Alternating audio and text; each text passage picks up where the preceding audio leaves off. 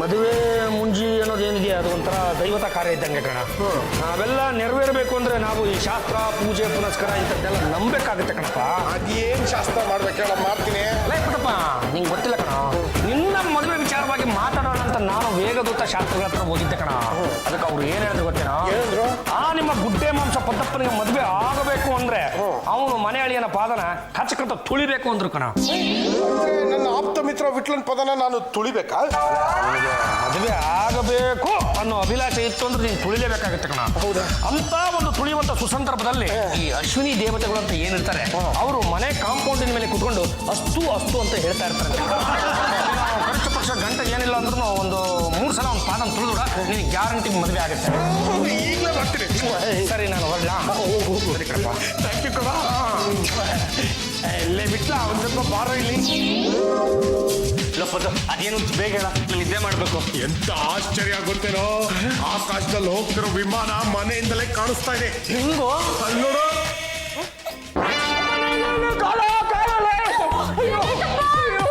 ಈ ದಾಂಡಿಗೆ ನನ್ನ ಕಾಲ ತುಳಿದ್ಬಿಟ್ಟು ನಮ್ಮ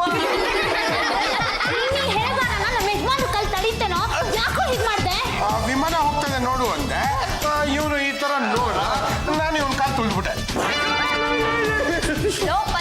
ಯಾಕೆ ಹೀಗ್ ಮಾಡ್ದೆ ಅಂತ ಹೇಳು, ಇಲ್ಲಾಂದ್ರೆ ನಾನ್ ನಿನ್ ಕಾಲ ತುಳಿದ್ಬಿಡ್ತೀನಿ. ಅದ್ಯಾವ್ದೋ ಶಾಸ್ತ್ರದ ಪ್ರಕಾರ ನನಗೆ ಮದುವೆ ಆಗ್ಬೇಕು ಅಂದ್ರೆ ಮನೆ ಅಲ್ಲಿ ಒಂದು ಕಾಲು ತುಳಿಬೇಕು ಅಂತ ಹೇಳಿದ್ಯಂತೆ. ಅದಕ್ಕೆ ನಾನು ಈ ತರ ಕಾಲು ತುಳಿದ್ಬಿಟ್ಟೆ. ಯಾವ ಅಯ್ಯೋಗೆ ಹೇಳ್ದ? ಇನ್ಯಾರು ನಿಮ್ಮ ಅಣ್ಣ ಕರೀತೀನಿ. ಪಾಂಡ್ರಂಗ ಬಾರ ಇಲ್ಲಿ.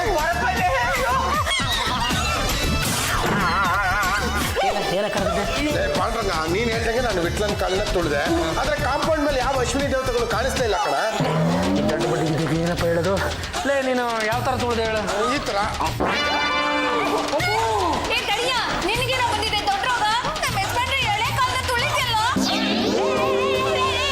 ಯಾಕೆ ಹೀಗೆ ಬಡ್ಕೋತಾ ಇದ್ದಿಲ್ಲ? ಅಲ್ಲಿ ನನ್ ಕೆಲಸ ಮಾಡಕ್ಕೆ ಆಗ್ತಾ ಇಲ್ಲ. ಗಿಲಾಬಿಗಳು ಬರ್ಬೇಕು ಬೇಡ್ವಾ? ನೋಡಿ ಅತ್ತೆ, ಈ ನಾಡ್ಗೆ ನಮ್ಮ ಯಜಮಾನ್ರೆ ಕಾಲು ತುಳಿದ್ಬಿಟ್ಟಿದ್ದಾನೆ. ಸರಿನಾ? ಮನೆಯಲ್ಲಿ ಒಂದು ಕಾಲು ತುಳಿದ್ರೆ ಬೇಗ ಮದುವೆ ಆಗುತ್ತೆ ಅಂತ ಇವನು ಹೇಳಿ. ನನ್ನ ಮಗ ಹೇಳ್ದಂತ ನೀನ್ ನಂಬಿಟ್ಯಾ? ಯಾಕೆ ಅವ್ನು ಹೇಳೋದಲ್ಲ ಸುಳ್ಳ? ಅವನು ಸಮಯಕ್ಕೊಂದು ಸುಳ್ಳು ಬಿಡ್ತಾನೆ. ಅದು ಸುಳ್ಳು ನಿಜವು ಅಂತ ಅವನಿಗೆ ಗೊತ್ತಿಲ್ಲ. ಬಂದ್ರೆ ಏನೇ ಮಾಡ್ತೀಯಾ? ಏನ್ ಮಾಡ್ತೀನ? ನಿನ್ ಕಾಲ್ ತೊಳೆದ್ರಲ್ಲ ನನ್ನ ಕಾಲ್ ಹುಡುಕ್ತು. ಪದ್ದು, ಈ ನಿನ್ನ ಮುಸುಳಿನ ಯಾವ ಹುಡುಗಿನ ಹೋಗ್ತಾ ಇಲ್ವಲ್ಲೋ? ಬರೀದು ಬೆಂಡಾದ ನುಗ್ಗೆಕಾಯಿ ಚೆನ್ನಾಗಿದ್ದಾನೆ ಅಂತ ಈಗ ತಾನೇ ಒಂದು ಹುಡುಗಿ ಫೋನ್ ಮಾಡಿ ತಿಳಿಸ್ತು. ಬಂದಾದ್ರೆ ಏನಂತೆ, ಒಣಗಿರೋ ನುಗ್ಗೆಕಾಯಿ ಸೌದೆ ತರ ಗಟ್ಟಿ ಇರುತ್ತೆ. ಏನ್ ಪ್ರಯೋಜನ ಅಪ್ಪ? ಒಲೆಗೆ ಹಾಕಿ ನೀರು ಕಾಯಿಸ್ಬಹುದು ಅಷ್ಟೇ. ನನ್ನ ಮನಸ್ಸಿಗೆ ನೆಮ್ಮದಿನೇ ಇರಲ್ಲಪ್ಪ. ಸಿಕ್ತು ಬಂದು ಸಿಕ್ತು, ನಿನಗೆ ನೆಮ್ಮದಿ ಸಿಕ್ತು. ತಿನ್ನೋದಿಕ್ಕ ಓದೋದಿಕ್ಕೆ ನೋಡು, ಸಂಗಮಾಮ ಪುಸ್ತಕ ತಂದಿದ್ದೀನಿ. ಇದರಲ್ಲಿರೋ ಕಥೆಗಳನ್ನ ಓದು, ನಿನ್ನ ಮದುವೆಗೆ ಒಂದು ಒಳ್ಳೆ ಆಲೋಚನೆ ಬಂದ್ರು ಬರಬಹುದು.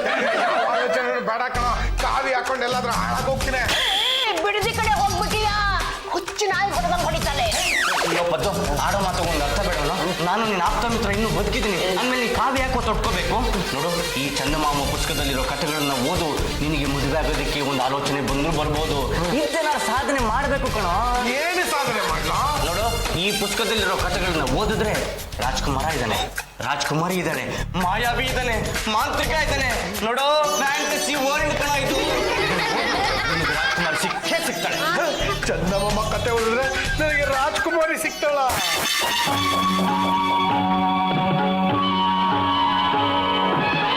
ಎಲ್ಲರೂ ಬನ್ನಿ. ಓ ಮೈ ಗಾಡ್, ಅತ್ತೆ ವಾಟ್ ಇಸ್ ದಿಸ್? ಪಾಳ್ಳೆಗಳ ಡ್ರೆಸ್ ಹಾಕೊಂಡ್ಬಿಟ್ಟಿದ್ದೀರಾ? ನಿಮಗೆ ಒಂದು ವಿಷಯ ತಿಳಿಸಬೇಕಾಗಿತ್ತು, ಅದಕ್ಕೆ. ಆ ವಿಷಯ ತಿಳಿಸೋದಕ್ಕೆ ಈ ಡ್ರೆಸ್ ಹಾಕೊಂಡ್ರಾ? Disgusting people. ಗುಲಗಂಜಿ ಎಂಬ ಒಂದು ಸಂಸ್ಥಾನ ಇದೆ. ಆ ಸಂಸ್ಥಾನದಲ್ಲಿ ಜಡಿಯಪ್ಪ ಎಂಬ ಒಬ್ಬ ಪಾಳೆಗಾರ ಇದ್ದಾನೆ. ಅವನಿಗೆ ದೇವಯಾನಿ ಎಂಬ ಮುದ್ದಾದ ಒಬ್ಬಳೇ ಮಗಳು, ಸುರಸುಂದರಿ. ಆಕೆಗೆ ಮದುವೆ ಆಗಿದ್ಯಾ? ಇನ್ನೂ ಇಲ್ಲ ಕಣೋ. ಆದರೆ ಚಿಕ್ಕ ವಯಸ್ಸಿನಲ್ಲೇ ಒಂದು ಆಘಾತಕ್ಕೆ ಒಳಗಾಗಿ ನಗುವುದನ್ನೇ ಮರೆತು ಬಿಟ್ಟಿದ್ದಾಳೆ. ಯಾವ ಹುಡುಗ ನನ್ನ ಮಗಳನ್ನು ನಗಿಸುತ್ತಾನೋ ಅವರಿಗೆ ತನ್ನ ಅರ್ಧ ರಾಜ್ಯವನ್ನು ಕೊಡುವುದಲ್ಲದೆ ಮಗಳನ್ನು ಕೊಟ್ಟು ಮದುವೆ ಮಾಡ್ತೀನಿ ಅಂತ ಹೇಳಿದ್ದಾನೆ. ಲೇಟ್ ಯಾಕೆ ಮಾಡ್ತೀರಾ ಅತ್ತೆ? ಅವ್ರನ್ನ ಬೇಗ ಕಳಿಸ್ಬಿಡಿ. ಕಳಿಸ್ತೀನಿ ತಾಳಮ್ಮ. ಅನ್ನ ಸಾರು ಹಾಕಿ ಕಳಿಸೋದಲ್ಲ, ಬಾಳೆಗಾರ ವಂಶದವ್ರನ್ನ ಕರ್ಸೋದು.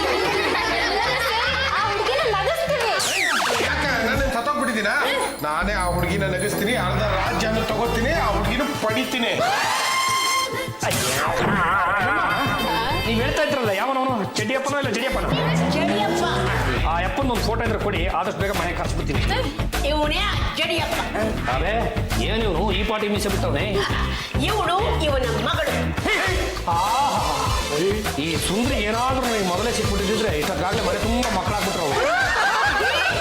ನೀವು ನನ್ನ ಮದುವೆ ಆಗಿದ್ದೀರಿ ಅಂದ್ರೆ ಹಾಗಿದ್ರೆ ಬೆಡ್ರೂಮ್ ಅಲ್ಲಿ ಹಾಕಿದ್ರೆ ನೋಟಿಫಿಕೇಶನ್ ಬೋರ್ಡ್ ತೆಗೀರಿ. ಈ ರಂಬೆ ನನಗೆ ಏನಾದ್ರು ಸಿಕ್ಕಿದ್ರೆ ಈ ಪಲ್ಲು ಮುಸುಡಿ ಯಾವ ಮುಸಿಲನು ಯಾಕಮ್ಮ ಪಲ್ಲು ಹೊಡೆದೆ? ಬನ್ನಿ ನಿಮ್ಮ ಮುಸುಡಿನ ಮುನ್ಸಿಪಾಲ್ಟಿ ಮಾಡ್ಬಿಡ್ತೀನಿ. ಸೈಲೆಂಟ್ ಆಗಿ ಸೈಡ್ ಗಿದ್ಬಿಡಿ. ಈ ಹುಡುಗಿನ ಆ ದೇವರು ನನಗೋಸ್ಕರ ಸೃಷ್ಟಿ ಮಾಡಿ ಕಳಿಸಿದ್ದಾರೆ.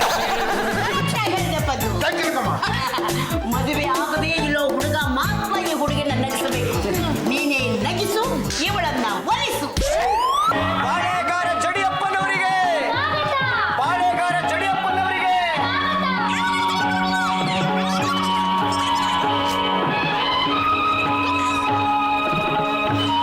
ರಂಗಮ್ಮನವರೇ, ಇಂದೇಕೋ ನಿಮ್ಮ ಮುಖದಲ್ಲಿ ಆತಂಕ ಮಡುಗಟ್ಟಿದೆಯಲ್ಲ? ಅಯ್ಯೋ, ಕಸ ವಿಲೇವಾರಿ ಆಗ್ತಿಲ್ಲ. ಗ್ಯಾಸ್ ಸಮಸ್ಯೆ. ಸಂತೋಷ ಪಡುವ ವಿಚಾರಕ್ಕೆ ದುಃಖ ಏತಕ್ಕೆ? ಬಡ್ಕೋಬೇಕು. ಅಡುಗೆ ಮಾಡೋದಕ್ಕೆ ಗ್ಯಾಸ್ ಬೇಕೇ ಬೇಕು. ವರ್ಷಕ್ಕೆ 6 ಸಿಲಿಂಡರ್ ಕೊಟ್ರೆ ಯಾವ ಮೂಲೆಗೆ? ರಂಗಮ್ಮನವರೇ, ಅದೋ ನಿಮ್ಮ ಆತಂಕ. ಅದರ ಬಗ್ಗೆ ನೀವು ಆತಂಕ ಪಡುವುದು ಬೇಡ.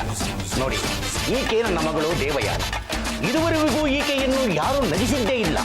ಹಾಗೊಂದು ವೇಳೆ ಈಕೆಯನ್ನು ನಗಿಸಿದ್ದೇ ಆದಲ್ಲಿ ಅವರಿಗೆ ಅರ್ಧ ರಾಜ್ಯವನ್ನು ಕೊಟ್ಟು ನನ್ನ ಮಗಳನ್ನು ಕೊಟ್ಟು ವಿವಾಹ ಮಾಡಿಕೊಡುತ್ತೇನೆ.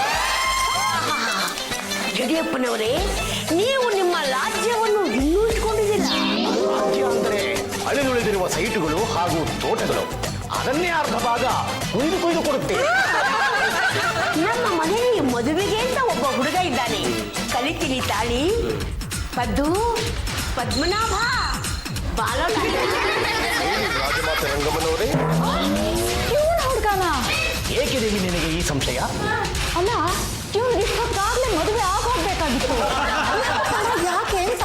ಓಹೋ, ಇವನು ನೋಡುವುದಕ್ಕೆ ಹಳೇ ಕಾಲದ ಜಟ್ಟಿ ಆಗಿದ್ದಾನಲ್ಲ ಅಂತ. ನನ್ನ ಆಪ್ತ ಮಿತ್ರ ಚಿಕ್ಕ ವಯಸ್ಸಿನಲ್ಲಿ ಸಿಕ್ಕಾಪಟ್ಟೆ ಕಸರತ್ ಮಾಡ್ತಿದ್ದ. ಕಸರತ್ತು ಮಾಡಿ ಮಾಡಿ ದೇಹ ದೊಡ್ಡದಾಗ್ಬಿಡ್ತು. ನಿಜ ಹೇಳ್ಬೇಕು ಅಂದ್ರೆ ಇವನು ನನಗಿಂತ ಚಿಕ್ಕವನೇ. ಅಲ್ವೇನಮ್ರಿ? ಹೌದು ಅಣ್ಣ.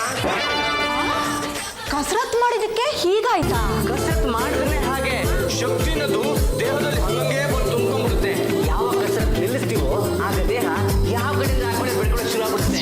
ಹಾಗಾಗಿ ಇವನು ಅಡ್ಡಾದಿಡ್ಡಿಯಾಗಿ ಬೆಳೆದಿದ್ದಾನೆ ಹೊರತು ದಾರಿ ತಪ್ಪಿದ ಮಗ ಆಗಿಲ್ಲ. ತಂದೆಗೆ ತಕ್ಕ ಮಗ ಆಗಿದ್ದಾನೆ. ನೀನು ನನ್ನ ಮಗಳನ್ನು ನಗಿಸಿದ್ದೇ ಆದಲ್ಲಿ ಅರ್ಧ ರಾಜ್ಯವು ನಿನಗೆ, ನಮ್ಮ ಮಗಳು ನಿನಗೆ.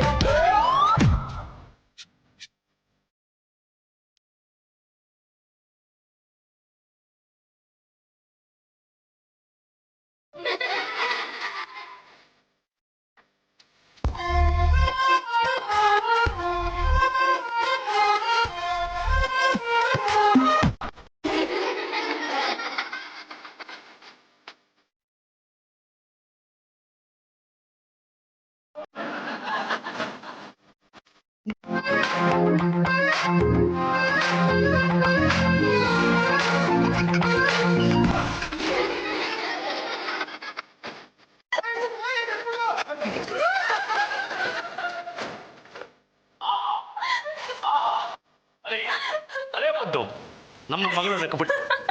ನಮ್ಮ ಮಗಳು ನಕ್ಕಬಿಟ್ಟು. ಆಹಾ ಪದ್ದು, ಪದ್ಮನಾಭ, ನಿನ್ನನ್ನು ನಾನು ಏನೋ ಅಂದುಕೊಂಡಿದ್ದೇನೆಯ್ಯ. ನೀನು ನಮ್ಮ ಮಗಳನ್ನು ನಗಿಸಿದ ಕಲಾವಿದ. ನಿಜಕ್ಕೂ ನೀನು ಕಲಾಕಾರ.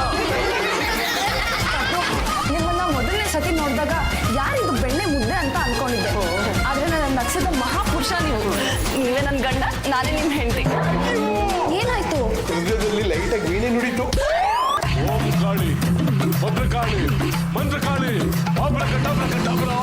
ಓಂ ಅಮ್ಮ ತಾಯಿ, ನನಗೆ ಎಲ್ಲ ಸಿದ್ಧತೆ ಮಾಡ್ಕೊಂಡಿದ್ದೀನಮ್ಮ. ನೀನು ನಾನು ಒಲಿಬೇಕು, ನನ್ನ ಆಸೆಗಳನ್ನ ಈಡೇರಿಸಬೇಕು ತಾಯಿ. ದುರ್ಗಯ್ಯ, ನಿನ್ನಂತ ಮಂತ್ರವಾದಿ ಸಿಕ್ಕಿದ್ದು ನನ್ನ ಪುಣ್ಯ. ಈ ಹೊಸ ಮಂತ್ರ ತಂತ್ರನ ಪ್ರಯೋಗ ಮಾಡಬೇಕು ಅಂತ ಬಹಳ ದಿವಸದಿಂದ ಕಾಯ್ತಾ ಇದ್ದೆ. ನನ್ನ ಆಸೆ ಈಗ ಈಡೇರ್ತಾ ಇದೆ.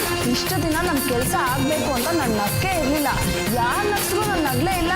ಹೆಣ್ಣು ಮನಸ್ಸು ಮಾಡಿದ್ರೆ ಯಾರು ಬೇಕಾದ್ರೂ ಹಣಕ್ಕೆ ತಳ್ತಾರೆ ಅನ್ನೋದಕ್ಕೆ ನೀನೇ ಸಾಕ್ಷಿ ಕಾಣಮ್ಮ. ಹೆಣ್ಣು ಒಲಿದರೂ ಮಾರಿ ಮುನಿದರೂ ಮಾರಿ. ಅವನೆಲ್ಲಿದೆ ಅಂತ ಹೇಳಿ ನಾವು ಹೋಗಿ ಎಳ್ಕೊಂಡ್ಬಂದ್ಬಿಡ್ತೀವನ್ನ.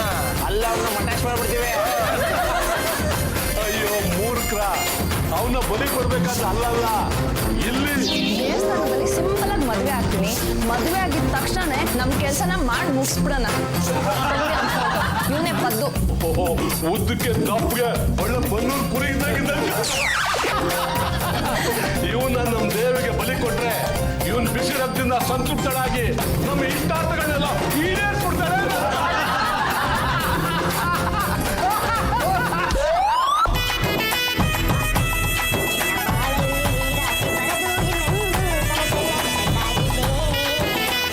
ಪದ್ದು ಏನಿವತ್ತು ಇಷ್ಟೊಂದು ಖುಷಿಯಾಗಿದ್ದೀರಲ್ಲ? ಇದು ನನ್ನ ಜೀವನದ ಮೊದಲನೇ ರಾತ್ರಿ ಅಲ್ವಾ, ಅದಕ್ಕೆ ಖುಷಿಯಾಗಿದ್ದೀನಿ. ನಂದು ಮೊದಲನೇ ರಾತ್ರಿ. ನನಗೆ ಯಾಕೆ ಇಷ್ಟು ಲೇಟಾಗಿ ಮದುವೆ ಆಯ್ತು ಅಂತ ನನಗೆ ಈಗ ಗೊತ್ತಾಯ್ತು. ಯಾಕೆ? ಆ ಬ್ರಹ್ಮದೇವ ನಿನ್ನಂತ ಚೆನ್ನೊಳ್ಳಿ ಚೆಲುವೆ ಸಿಗ್ಲಿ ಅಂತ ನನ್ನ ಇಷ್ಟು ದಿವಸ ಕಾಯಿಸ್ಬಿಟ್ಟ. ನಿಮ್ಗೆ ಒಂದು ಕ್ವಶನ್ ಕೇಳ್ತೀನಿ. ನಿಜವಾಗ್ಲೂ ಇದು ಮೊದಲನೇ ರಾತ್ರಿನಾ? ಹೌದು, ನನ್ನನೆಗೂ ನಮ್ಮ ಅಪ್ಪನನೆಗೂ ಆ ಗಂಡಗಲೇಶ್ವರ ನಾಳೆಗೂ ನಾವು ಈ ಥರ ಮಾತಾಡಿ ಆಡಿ ಕಾಲ ಕಳೆಯೋದು ಬೇಡ. ಇಲ್ಲಾಂದ್ರೆ ಆ ಪಾಂಡುರಂಗಲ್ಲಿ ಆಗಿರೋದ್ರೆ ನಮಗೂ ಆಗ್ಬಿಡುತ್ತೆ. ಅಲ್ಲ, ನಾನೊಂದು ವ್ರತ ಮಾಡ್ತಾ ಇದೀನಿ. ವ್ರತನ? ಹೌದು, ವ್ರತ ಮಾಡ್ತಿರೋದು ನಿನಗೋಸ್ಕರ ರಾಜ. ಯಾಕೆ? ನನಗೆ ಸುಂದರವಾದ ಗಂಡ ಸಿಕ್ಕಿದ್ರೆ ಕೆಲವು ದಿನ ವ್ರತ ಮಾಡ್ತೀನಿ ಅಂತ ದೇವ್ರಲ್ಲಿ ಕೇಳ್ಕೊಂಡಿದ್ದೆ. ಆ ದೇವ್ರ ವರ ಕೊಟ್ಟ ನೀವು ನನಗೆ ಸಿಕ್ಕಿದ್ರಿ. ಮನೆ ಅಳಿನಾಗ ಬಂದಿದ್ದು ಆಯ್ತು. ವ್ರತ ಮಾಡ್ಲೇಬೇಕಲ್ವಾ? ವ್ರತನೆಲ್ಲ ಮದುವೆ ಮುಂಚೆ ಮಾಡ್ಕೋಬೇಕು ತಾನೆ. ಮದುವೆ ಆದ್ಮೇಲೆ ವ್ರತ ಮಾಡಿದ್ರೆ ನಮ್ಮಂತ ಗತಿ ಏನಾಗಬೇಕು? ಅರ್ಧ ಮಂಡಲದಲ್ಲಿ ವ್ರತ ಮಾಡಿ ಮುಗಿಸ್ಬಿಡ್ತೀನಿ. ನನ್ನ ಜೊತೆ ನೀವು ವ್ರತ ಮಾಡ್ಬೇಕು. ಹೋಗಿ ರಾಜ, ಕೈ ಕಾಲು ತೊಳ್ಕೊಂಬನ್ನಿ. ಎಷ್ಟು ಮುದ್ದಾಗಿ ಕಾಣ್ತಿದ್ದಾನೆ. ಕರಡಿ ನೋಡ್ಕೊಂಬರ್ಲ? ಬೇಡ ರಾಜ, ದೃಷ್ಟಿ ಆಗುತ್ತೆ. ಯಾಕೋ ಈ ಸೀನು ಕವಿದತ್ತ ಕಾಳಿದಾಸನ ನೆನಪಿಸ್ತಾ ಇದೆಯಲ್ಲ? ಹಾಗೆಲ್ಲ ಮಾತಾಡ್ಬಾರ್ದು ರಾಜ. ಒಂದು ನಿಮಿಷ ನಮ್ಮ ಫ್ರೆಂಡಿಗೆ ಫೋನ್ ಮಾಡ್ಬಿಟ್ಟು ಬರ್ತೀನಿ. ಹಲೋ, ಲೇ ಬಿಟ್ಲ, ನಾನ್ ಕಡೆ ಬಂದು ಹೇಗಿದ್ದಾರೆ ಜೀವನ? ಹೊಸ ಜೀವನದಲ್ಲಿ ಎಲ್ಲ ಹೊಸದಾಗಿ ನಡೀತಾ ಇದೆ ಕಣೋ. ದೇವಿಯಾನಿ ಅದು ಯಾವ್ದೋ ವ್ರತ ಮಾಡೋದಿಕ್ಕೆ ಅಂತ ನನ್ನ ದೇವಸ್ಥಾನ ಕರ್ಕೊಂಡು ಹೋಗ್ತಿದ್ದಾಳೆ. ಅದಕ್ಕೇನಂತೆ ಜಮಾಯಿಸ ನೋಡು, ಹೆಣ್ಮಕ್ಳು ತುಂಬಾ ಸೂಕ್ಷ್ಮವಾಗಿರ್ತಾರೆ. ನೀನ್ ಒರಟೊಟ್ಟಾಗೆಲ್ಲ ಬಿಹೇವ್ ಮಾಡಕ್ ಹೋಗ್ಬೇಡ. ನರಸಿಂಹ ಮಡ್ಗೋರ್ಗು ಅವ್ರು ಹೇಳ್ದಂಗೆ ಕೇಳ್ಕೊಂಡಿದ್ಬಿಡು, ಓಕೆನಾ? ಸರಿ ಕಣ, ಹಾಗೆ ಮಾಡ್ತೀನಿ. ಪತಿದೇವ, ನನಗೆ ಯಾಕೆ ನೀನು ಯಾವಾಗಲೂ ಹೋಗಿ ಬನ್ನಿ ಅಂತ ಬಹುವಚನದಲ್ಲಿ ಮಾತಾಡುತ್ತೀಯಾ? ಏಕವಚನದಲ್ಲೇ ಹೋಗು ಬಾ ಅನ್ಬೋದಲ್ವಾ? ಸರಿ ನೋಡು, ಇನ್ಮೇಲೆ ನಾನು ನಿನ್ ಜೊತೆ ಇದ್ದಾಗ ಯಾರಿಗೂ ಫೋನ್ ಮಾಡಬಾರ್ದು. ಆಯ್ತು ಸರಿ, ಮಾಡೋದಿಲ್ಲ. ಹಾಗೆ ಇಲ್ಲಿ ನಡೆಯೋ ವಿಷಯ ಯಾರಿಗೂ ಹೇಳ್ಬಾರ್ದು. ನಾವು ಗೌಪ್ಯತೆನ ಕಾಪಾಡಬೇಕು. ಸರಿ ಸರಿ, ನನಗೆ ಗೊತ್ತಿರಲಿಲ್ಲ, ಇನ್ಮೇಲಿಂದ ಹಾಗೆ ಮಾಡ್ತೀನಿ. ಪತಿದೇವ, ಸತೀಶ್ ಶಿರೋಮಣಿ, ನಡಿ ದೇವಸ್ಥಾನಕ್ಕೆ ಹೋಗೋಣ. I like it. ಮಂತ್ರವಾದಿಗಳೇ, ನೀವು ಹೇಳ್ದಾಗೆ ಒಬ್ಬ ಹುಡುಗನ ಮದುವೆಯಾಗಿ ಕರ್ಕೊಂಬಂದಿದ್ದೀನಿ. ಇದುವರೆಗೂ ಹೆಣ್ಣಿನ ಸಂಪರ್ಕ ಇಲ್ದಿರೋ ಬ್ರಹ್ಮಚಾರಿ ಇವನು. ನಮ್ಮ ಪದ್ದುನ ಕಾಳಿಕಾ ದೇವಿಗೆ ಬಲಿ ಕೊಟ್ರೆ ನನ್ನ ಆಯಸ್ಸು ಮತ್ತು ಸೌಂದರ್ಯ ಜಾಸ್ತಿ ಆಗುತ್ತೆ. ನನ್ನ ವಯಸ್ಸು ಇಲ್ಲಿಗೆ ನಿಲ್ಲುತ್ತೆ. ನನ್ನ ಸಾಯೋವರೆಗೂ ಈ ಸೌಂದರ್ಯನ ಕಾಪಾಡ್ಕೋಬೋದಲ್ವಾ? ಇಂಥ ಹುಡುಗನಿಗೋಸ್ಕರ ನಾನು ಬಹಳ ದಿವಸದಿಂದ ಕಾಯ್ತಾ ಇದ್ದೆ. ನಿನ್ನ ಅದೃಷ್ಟ ಸಿಕ್ಬಿಟ್ಟ. ಗೂಗಲ್ನ ಮದುವೆ ಮಾಡ್ಕೊಂಡ್ ಬಂದಿರೋದು. ದೇವಿಯಾನಿ, ಏನ್ ಹೇಳ್ತಿದ್ಯಾ? ದುರ್ಗಯ್ಯನವ್ರೆ, ನನ್ನ ಗಂಡನ ಯಾವಾಗ ಬಲಿ ಕೊಡ್ತೀರಾ? ಕಾಳಿಕಾ ದೇವಿ ಬಲಿ ಕೊಡ್ಬೇಕು ಅಂದ್ರೆ ಅಮಾಸೆವರೆಗೂ ಕಾಯ್ಬೇಕು. ಅಲ್ಲಿವರೆಗೂ ಅವನು ಇಲ್ಲೇ ಇರ್ಬೇಕು. ಇರ್ತಾನೆ ಬಿಡಿ, ನೀವೇನು ಯೋಚನೆ ಮಾಡ್ಬೇಡಿ. ನನ್ನ ಮೇಲಿನ ಆಸೆಗೋಸ್ಕರ ಹುಡುಗ ಪೂರ್ತಿ ನಂಬ್ಕೊಂಬಿಡಿಯ. ನಂಬಿಸಿ ಕುರಿ ಕೋಳಿಗಳನ್ನ ಮನೆಗೆ ತರ್ತೀವಿ, ಆಮೇಲೆ ಅವನ ಕಡಿತೀವಿ. ಅಮಾವಾಸ್ಯೆಗೆ ಇನ್ನ 3 ದಿವಸ ಇದೆ. ಅಲ್ಲಿವರೆಗೂ ಅವನು ಇಲ್ಲೇ ಇರ್ಬೇಕು. ಮಂತ್ರವಾದಿಗಳೇ, ನನಗೆ ಯಾಕೋ ಸಿಕ್ಕಾಪಟ್ಟ ಭಯ ಆಗ್ತಾ ಇದೆ. ಒಂದೇ ಒಂದು ನಿಮಿಷ ಹೋಗಿ ಬರ್ಲಾ? ಅವ್ನು ಸಿಕ್ಕಾಪಟ್ಟೆ ಹೆದರ್ಕೊಂಬಿಟ್ಟವನೆ. ಹಾಗೆಲ್ಲ ಹೆದರ್ಕೋಬಾರ್ದು. ಬಲಿಗೆ ಖುಷಿಯಾಗಿ ತಲೆ ಕೊಡ್ಬೇಕು. ಬೇಗ ಬಾ. ಅಲ್ಲಣ್ಣ, ಅವನೊಬ್ಬನೇ ಕಳ್ಸಿದ್ಯಲ್ಲ, ಮೆತ್ತು ತಪ್ಪು ಓಡಾಬಿಟ್ಟು ರನ್ ಮಾಡ್ತೀಯ. ನೀನು ಕತ್ತೆ ಕಾಯ್ತಾ ಇದೆಯಾ? ಹೋಗಿ ನೋಡು. ಗುರುಗಳೇ, ನಿಮ್ಗೆ ಸಿದ್ಧಿ ಲಭಿಸ್ಮೇಲೆ ನನ್ಗೊಂದು ಸ್ವಲ್ಪ ಪಾಸ್ ಮಾಡ್ತೀರಾ? ನನಗೆ ಸಿಗ್ಲಿ, ಆಮೇಲೆ ನಿನ್ಗೆ ಪಾಸು ಪೇನು ನೋಡಲ್ಲ. ಗುರುಗಳೇ, ಅವನ್ ತಪ್ಪು ಓಡಾಬಿಟ್ಟಿದ್ದಾನೆ. ಅವನೆಲ್ಲೇ ಬಿಡ್ಬೇಡಿ, ಹೋಗಿ ಹುಡ್ಕೊಂಬನ್ನಿ. ಗುರುಗಳೇ, ಅವ್ನು ಸಿಗ್ಲಿಲ್ಲ ಅಂದ್ರೆ ಅವ್ನು ಸಿಗ್ಲ ಅಂತ ನಿನ್ನ ಬಲಿ ಕೊಡ್ತೀನಿ. ಬನ್ರಿ ಇಲ್ಲೇ ಅಯ್ಯಾರು ಶೌಟಿಂಗ್ ಯಾಕಂದ್ರೆ ಬ್ರಿಫ್ಕೇಸ್ ಹೊರಬಿಡ್ತೀನಿ. ಮನೆ ಯಜಮಾನ ನಾನು ಒಂದು 2 ದಿವಸದ ಮಟ್ಟಿಗೆ ಹೈದರಾಬಾದ್ಗೆ ಹೋಗಿ ಬರೋಷ್ಟರಲ್ಲಿ ಪದ್ದಪ್ಪನ ಮದುವೆ ಮಾಡಿ ಮುಗಿಸಿದ್ರಲ್ಲ, ನಿಮ್ಮ ಬಂಡ ಜನ್ಮಕ್ಕೆ ನಾಚಿಕೆ ಆಗಲ್ಲ. ಯಜಮಾನ್ರೆ ಆದ್ರೆ ಆ ಹುಡುಗಿ ತುಂಬಾ ಅರ್ಜೆಂಟಲ್ಲಿ ಇದ್ಲು. ಏನು ಮದುವೆಗೇನೆ ಅಲ್ಲ ಹನಿಮೂನ್ಗೆ ಅದು ಮುಗ್ದೋಗ್ಬಿಡ್ತಾ? ನೀವು ಊರಲ್ಲಿ ಇರಲ್ವಲ್ಲ, ಎಲ್ಲಾ ಕೆಲಸಗಳು ಸಾಂಗ್ವಾಗಿ ನಡೀತು. ಅಯ್ಯ ಶಿವನೇ, ಅಂದ್ರೆ ಮುಂದಿನ ವರ್ಷ ಯುಗಾದಿಗೆಲ್ಲ ನಮ್ಮ ಪದ್ದಪ್ಪ ಅಪ್ಪ ಆಗ್ಬಿಟ್ಟಿರ್ತಾನೆ. ಅನುಮಾನನೇ ಇಲ್ಲ ಬಾವ. KRS ಡ್ಯಾಮಿನ 10 ಗೇಟ್ಗಳು ಒಟ್ಟಿಗೆ ಓಪನ್ ಆಗೋಯ್ತು. ಏನ್ ಬಾವ? ಯಾಕೆ ಹೊಡೆದು ಒಟ್ಟಗಿಚ್ಚ? ಒಟ್ಟು ಗೇಟ್ಗಳು ಒಟ್ಟಿಗೆ ಓಪನ್ ಆಗ್ಬಿಟ್ರೆ ಬೆಳೆ ಎಲ್ಲ ನಾಶ ಆಗಲ್ವೇನ? ಬೇರೆ ಹಾಳಾಗಿದ್ದಾರೆ ಹಾಗೆ ನೀರನ್ನ ಹಾಯಿಸಿದ್ರೆ ಆಯ್ತು ಬಾವ. ನಿಮ್ಗಿಂತ ಪದ್ದಪ್ಪನೇ ವಾಸಿ. ಮುಂದಿನ ವರ್ಷದಷ್ಟೊತ್ತಿಗೆ ಒಂದ್ ಮಗು ಕೊಡ್ತಾನೆ. ಆ ಮಗುನ ಜೋಳಿಗೆ ಹಾಕಿ ಜೋಗ್ಲೆ ಹಾಡ್ಬಿಡಿ. ತೆಗೆದು ಮಕ್ಕಳು ಕೊಡ್ಬಿಡ್ತೀನಿ ನಾವು. ಮತ್ತಿನ್ನೇನು ಯಜಮಾನ್ರೆ, ಯಾರ್ಯಾರು ಅಪ್ಪ ಆಗ್ತಿದ್ದಾರೆ. ನೀವು ಅಪ್ಪ ಆಗೋದಿರ್ಲಿ, ಬೆಪ್ಪನೂ ಆಗ್ಲಿಲ್ಲ, ಹೇಳಿಲ್ಲ, ಮೂರಿಗೆ ಬೀಳ್ಲಿಲ್ಲ. ಹೀಗೆ ಟಾಕ್ ಮಾಡಿದ್ರೆ ಮನೆಯಿಂದ ಕಿಕ್ಔಟ್ ಮಾಡ್ಬೇಕಾಗುತ್ತೆ. ಅದ್ ಹೇಗ್ರಿ ಕಿಕ್ಔಟ್ ಮಾಡ್ತೀರಾ? ನನ್ನನ್ನ ಈ ಮನೆ ಕರ್ಕೊಂಡ್ ಬಂದವ್ರು ನೀವ ಅಲ್ಲ ತಾನೆ? ಅಂದ್ಮೇಲೆ ನನ್ನನ್ನ ಈ ಮನೆಯಿಂದ ಕಿಕ್ಔಟ್ ಮಾಡೋ ಹಕ್ಕು ನಿಮ್ಗಿಲ್ಲ. ಕಿಕ್ಔಟ್ ಮಾಡಿದ್ರೆ ಜೊತೆಗೆ ನಮ್ಮ ಯಜಮಾನ್ರನ್ನು ಕರ್ಕೊಂಡು ಹೋಗ್ತೀನಿ. ಯಾಕಮ್ಮ ಒಳ್ಳೆ ಬೆಕ್ಕು ನಾಯಿಗಳ ಥರ ಕಚ್ಚಾಡ್ತಾ ಇದ್ದೀರಾ? ನನ್ನ ಮಗ ಈಗ ತಾನೇ ಹೈದರಾಬಾದಿಂದ ಬರ್ತಾ ಇದ್ದಾನೆ, ವಾಪಸ್ ಹೊರಟೋಗ್ಬಿಟ್ರೆ ಕಷ್ಟ. ಅದು ರಂಗಮ್ಮ, ಆ ಹುಡುಗಿನ ನಾನು ಈ ಮುಂಚೆ ಫೋಟೋದಲ್ಲಿ ನೋಡಿದ್ದೆ. ಫೋಟೋದಲ್ಲಿ ನೋಡೋದಕ್ಕೆ ತುಂಬಾ ಚೆನ್ನಾಗೇ ಇದ್ಲು. ಎದುರುಗಡೆ ನೋಡೋದಕ್ಕೆ ಹೇಗೆ ಕಾಣಿಸ್ತಾ ಇದೆ ಅಂತ. ಸುಂದರವಾಗಿದ್ದಾಳೆ ಕಣ. ಆ ಹುಡುಗಿನ ಮದುವೆ ಆಗೋದಕ್ಕೆ ನಮ್ಮ ಪದ್ದು ಅದೃಷ್ಟ ಮಾಡಿದ್ದ. ಅದು ರಂಗಮ್ಮ, ನೀವೇನೇ ಹೇಳಿ ಈ ಹುಡುಗಿಯರು ಇವರು ಮದುವೆ ಮುಂಚೆ ಚೆನ್ನಾಗೇ ಇರ್ತಾರೆ. ಮದುವೆ ಆಗ್ತಿದ್ದಂಗೆ ಸ್ವಲ್ಪ ಏನೋ ಟ್ರ್ಯಾಕ್ ತಪ್ಪಂಗೆ ಆಗ್ಬಿಡ್ತಾರಲ್ಲ. ಅದ್ ಹೇಗೆ ಹೇಳ್ತೀಯಾ? ಈಗ ನೋಡಿ, ಕೆಲವೊಂದು ಹುಡುಗಿಯರು ಲೆಫ್ಟ್ ಸೈಡಲ್ಲಿ ಬರ್ತಾ ಇರ್ತಾರೆ. ಇನ್ನೇನು ಲೆಫ್ಟಲ್ಲಿ ಬಂದ್ರು ಅಂತ ನಾವು ಭಾವಿಸುವಷ್ಟರಲ್ಲೇ ರೈಟ್ ಟರ್ನ್ ತಗೊಂಡ್ತಾರೆ. ಇನ್ನು ಕೆಲವರು ರೈಟ್ ಅಲ್ಲೇ ಬರ್ತಾ ಇರ್ತಾರೆ. ಇನ್ನೇನು ರೈಟಲ್ಲೇ ಬಂದ್ರು ಅಂತ ನಾವು ಭಾವಿಸುವಷ್ಟರಲ್ಲೇ ಲೆಫ್ಟ್ ಟರ್ನ್ ತಗೊಂಡ್ಬಿಡ್ತಾರೆ. ಇನ್ನೂ ಕೆಲವರು ಇರ್ತಾರೆ, ಅವರು ಸ್ಟ್ರೈಟಾಗಿ ನಡ್ಕೊಂಡು ಬರ್ತಾ ಇರ್ತಾರೆ. ಇನ್ನೇನು ನಮ್ಮ ಕಡೆ ಬಂದ್ರು ಅಂತ ನಾವು ಭಾವಿಸುವಷ್ಟರಲ್ಲೇ ಹಂಗೆ ರಿಟರ್ನ್ ಹಂಗೆ ವಾಪಸ್ ಹೋಗ್ಬಿಡ್ತಾರೆ. ಅದಕ್ಕೆ ಉದಾಹರಣೆ ಅಂದ್ರೆ ಎಕ್ಸಾಕ್ಟ್ಲಿ. ಏನಾಯ್ತು ಪಟ್ನೆಟ್ಟಿಂದ ಎದ್ದು ನೆಟ್ ಇಲ್ಲಿಗೆ ಬಂದಂಗಿದೆಯಾ? ಒಬ್ಬರೇ ಬಂದಿದ್ದಾರೆ, ನಂಗೆ ನಾಚಿಕೆ ಆಗಲ್ಲ. ಎಲ್ಲರೂ ನಿಂತಿ ತಪ್ಪಿರಲೇ ಬಿಟ್ಲ ಪಾಂಡ್ರಂಗ, ನೀನೇ ನನ್ನ ಕಾಪಾಡ್ಬೇಕು ಕಣ. ಏನಾಯ್ತಪ್ಪ? ಅದೇನಾಯ್ತು ಅಂದ್ರೆ ಅದು ಏನು ಅಂತ ಪಟ ಹೇಳ್ತೀಯೋ ಇಲ್ಲ ಚಟ ಅಂತ ಕೆನ್ನೆ ಬಿಟ್ಬಿಡ್ಲ. ನನ್ನ ಮದುವೆ ಆಗಿರೋದೇ ನನ್ನ ಬಲಿ ಕೊಡಕ್ಕೆ. ಪದಪ್ಪ, ಗಂಡು ಅನ್ಸ್ಕೊಂಡಿರೋ ಪ್ರತಿಯೊಬ್ಬ ಗಂಡಸು ಮದುವೆಯಾಗಿ ಗಂಡ ಅನ್ಸ್ಕೊಂಡ್ಮೇಲೆ ಬಲಿಪಶು ಹಾಗೆ ಆಗ್ತಾನೆ ಕಣ. ಬಲಿ ಅಂದ್ರೆ ನಿಂತರ ಬಲಿ ಅಲ್ಲ ಕಣೋ, ನರಬಲಿ. ನನ್ನ ಕಾಳಿಕಾ ದೇವಿಗೆ ಬಲಿ ಕೊಡ್ಬೇಕು ಅಂತ ತೀರ್ಮಾನ ಮಾಡ್ಬಿಟ್ಟಿದ್ದಾರೆ. ಆ ದೇವಯಾನಿ ಯೌವನ ಮತ್ತು ಸೌಂದರ್ಯ ಹೀಗೆ ಉಳಿಬೇಕು ಅಂತ ಅಮಾವಾಸ್ಯೆ ದಿನ ನನ್ನ ಬಲಿ ಕೊಡ್ಬೇಕು ಅಂತ ಹೊಂಚಾಕಿದ್ಲು. ಅದೇಗೋ ಕಷ್ಟಪಟ್ಟು ಮಂತ್ರವಾದಿ ಕೈಯಿಂದ ಬಿಡಿಸ್ಕೊಂಡ್ಬಿಟ್ಬಿಟ್ಟೆ. ಜಾಸ್ತಿ ಬರ್ತೀನಿ ಇವ್ರೆ, ನೀವು ಮಾಡೋದೆಲ್ಲ ಬರೀ ಇಂಥದ್ದೇ ಕಣ್ರಿ. ನಾನು ಬರೋದಕ್ಕಿಂತ ಮೊದಲೇ ಅರ್ಜೆಂಟಲ್ಲಿ ಪದ್ದಪ್ಪನ ಮದುವೆ ಮಾಡಿ ಮುಗಿಸಿದ್ರಲ್ಲ ನೋಡ್ರಿ. ಪಾಪ ಈಗ ಗುಡ್ಡ ಮಕ್ಕಳು ಬುಡಕ್ಕೆ ಬಂದ್ಬಿಟ್ಟಿದೆ. ಈಗ ಯಾರೇ ಅವನನ್ನು ಕಾಪಾಡೋದು? ವ್ರತನ ಅರ್ಧಕ್ಕೆ ಬಿಟ್ಟು ಬಂದಿದ್ದೀರಲ್ಲ, ಇದು ಸರಿನಾ?